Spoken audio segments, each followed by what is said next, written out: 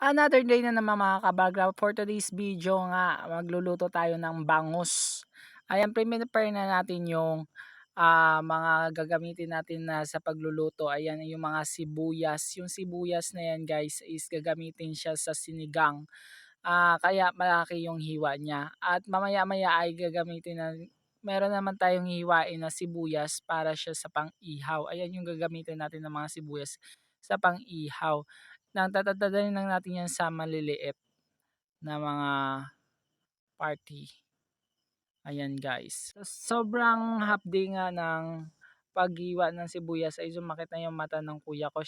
Yung kuya ko pala yung naghihiwa dyan ng mga ingredients. Sinunod na nga rin po yung luya. Ang luya po na yan ay yung ginagamit namin sa pang-ihaw at kasi yung luya nga nagpapabango doon sa inihaw. And then naman ito naman yung mga gamitin siya sa sinigang. Ayan na nga yung mga sitaw, ah, labanos at yung gabi. Yan yung mga gagamitin namin sa pagsigang sa aming bangus.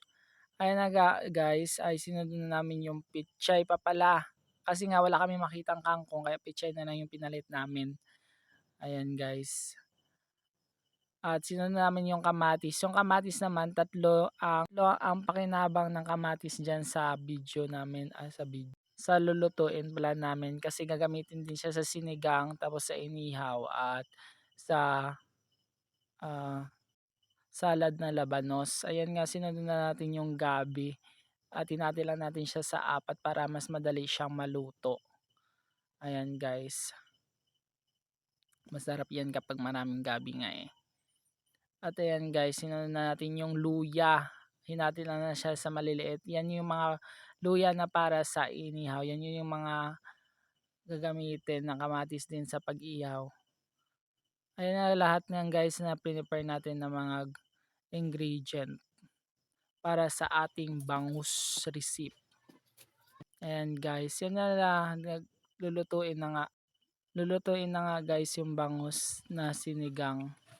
At ayan ang guys lahat ng naluto. Ayan lang, bye bye. Kain.